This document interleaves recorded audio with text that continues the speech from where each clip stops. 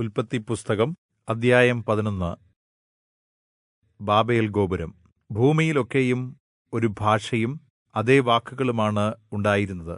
എന്നാൽ അവർ കിഴക്കോട്ട് യാത്രചെയ്ത് ശിനാർ ദേശത്ത് ഒരു സമതലഭൂമി കണ്ടെത്തി അവിടെ പാർത്തു. അവർ തമ്മിൽ, വരുവീൻ, നമുക്ക് ഇഷ്ടിക ഉണ്ടാക്കി നന്നായി ചുട്ടെടുക്കാം എന്ന് പറഞ്ഞു. അങ്ങനെ അവർ കല്ലിനു പകരം ഇഷ്ടികയും കുമ്മായത്തിനു പകരം പശമണ്ണും ഉപയോഗിച്ചു. വരുവീൻ, നാം ഭൂതലത്തിൽ ഒക്കെയും ചിതറിപ്പോകാതിരിക്കുവാൻ നമുക്കായി ഒരു പട്ടണവും ആകാശത്തോളം എത്തുന്ന ഒരു ഗോപുരവും പണിയുക, നമുക്കുവേണ്ടി ഒരു പേരുമുണ്ടാക്കുക എന്ന് അവർ പറഞ്ഞു. മനുഷ്യന്റെ പുത്രന്മാർ പണിത പട്ടണവും ഗോപുരവും കാണേണ്ടതിന് യഹോവ ഇറങ്ങിവന്നു. അപ്പോൾ യഹോവ, ഇതാ, ജനമൊന്ന്, അവർക്കെല്ലാവർക്കും ഭാഷയും ഒന്ന്. അവർ ചെയ്യുവാൻ പോകുന്നതിന്റെ തുടക്കം മാത്രമാണിത്. അവർ ചെയ്യുവാൻ ഉദ്ദേശിക്കുന്നതൊന്നും അവർക്ക് അസാധ്യമാവുകയില്ല. വരുവീൻ, നമുക്കിറങ്ങിച്ചെന്ന് അവർ തമ്മിൽ സംസാരിക്കുന്നത് പരസ്പരം ഗ്രഹിക്കാനാവാത്തവിധം അവരുടെ ഭാഷ കലക്കിക്കളയുക എന്ന് അരുളിച്ചെയ്തു. അങ്ങനെ യഹോവ അവരെ അവിടെനിന്ന് ഭൂതലത്തിലെങ്ങും ചിതറിച്ചു. അവർ പട്ടണം പണിയുന്നത് വിട്ടുകളഞ്ഞു. സർവ്വഭൂമിയിലെയും ഭാഷ യഹോവ അവിടെവെച്ച് കലക്കിക്കളഞ്ഞതുകൊണ്ട് അതിന് ബാബേൽ എന്ന് പേര് വിളിച്ചു. യഹോവ അവരെ അവിടെനിന്ന് ഭൂതലത്തിലെങ്ങും ചിതറിച്ചു കളഞ്ഞു. ശേമിന്റെ വംശപാരമ്പര്യം. ശേമിന്റെ വംശപാരമ്പര്യം ഇതാണ്. ശേമിന് 100 വയസ്സായപ്പോൾ ജലപ്രളയത്തിന് ശേഷം 2 വർഷം കഴിഞ്ഞ് അർപ്പക്ഷാദിന് ജന്മം നൽകി. അതിനുശേഷം ശേം 500 വർഷം ജീവിച്ചിരുന്നു. പുത്രന്മാരെയും പുത്രിമാരെയും ജനിപ്പിച്ചു.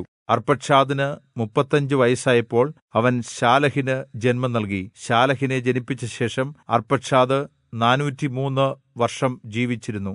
പുത്രന്മാർക്കും പുത്രിമാർക്കും ജന്മം നൽകി. ശാലഹിന് 30 വയസ്സായപ്പോൾ അവൻ ഏബെരിന് ജന്മം നൽകി. ഏബെരിനെ ജനിപ്പിച്ച ശേഷം ശാലഹ് 403 വർഷം ജീവിച്ചിരുന്നു. പുത്രന്മാർക്കും പുത്രിമാർക്കും ജന്മം നൽകി. ഏബെരിന് 34 വയസ്സായപ്പോൾ അവൻ പേലഗിന് ജന്മം നൽകി. പേലഗിന് ജന്മം നൽകിയ ശേഷം ഏബർ 430 വർഷം ജീവിച്ചിരുന്നു. പുത്രന്മാർക്കും പുത്രിമാർക്കും ജന്മം നൽകി. പേലഗിന് 30 വയസ്സായപ്പോൾ അവൻ രെയൂവിന് ജന്മം നൽകി. രെയൂവിന് ജന്മം നൽകിയ ശേഷം പേലഗ് 209 വർഷം ജീവിച്ചിരുന്നു. പുത്രന്മാർക്കും പുത്രിമാർക്കും ജന്മം നൽകി. രെയൂവിന് 32 വയസ്സായപ്പോൾ അവൻ ശെരൂഗിന് ജന്മം നൽകി. ശെരൂഗിനെ ജനിപ്പിച്ച ശേഷം രെയൂ 207 വർഷം ജീവിച്ചിരുന്നു. പുത്രന്മാർക്കും പുത്രിമാർക്കും ജന്മം നൽകി. ശെരൂഗിന് 30 വയസ്സായപ്പോൾ അവൻ നാഹോരിന് ജന്മം നൽകി.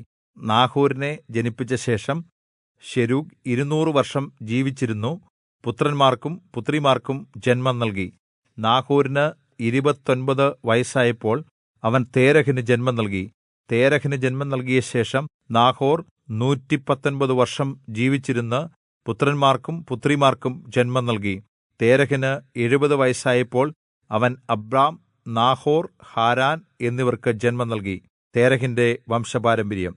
തേരഹിന്റെ വംശപാരമ്പര്യം ഇതാണ്. തേരഹ് അബ്രാമിനെയും നാഹോരിനെയും ഹാരാനും ജന്മം നൽകി. ഹാരാൻ ലോത്തിന് ജന്മം നൽകി.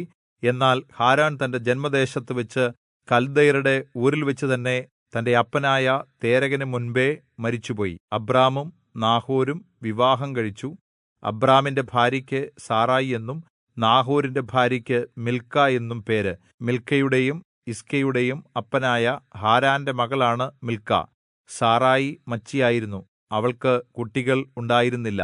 തേരഹ് തന്റെ മകനായ അബ്രാമിനെയും ഹാരാന്റെ മകനായ തന്റെ കൊച്ചുമകൻ ലോത്തിനെയും തന്റെ മകനായ അബ്രാമിന്റെ ഭാര്യയായ മരുമകൾ സാറായിയെയും കൂട്ടി കൽദയരുടെ ഊരിൽ നിന്നു കനാൻ ദേശത്തേക്ക് പോകുവാൻ പുറപ്പെട്ടു. അവർ ഹാരാൻ വരെ വന്ന് അവിടെ പാർത്തു. തേരഹിന്റെ ആയുഷ്കാലം 205 വർഷം ആയിരുന്നു. തേരഹ് ഹാരാനിൽ വെച്ച് മരിച്ചു.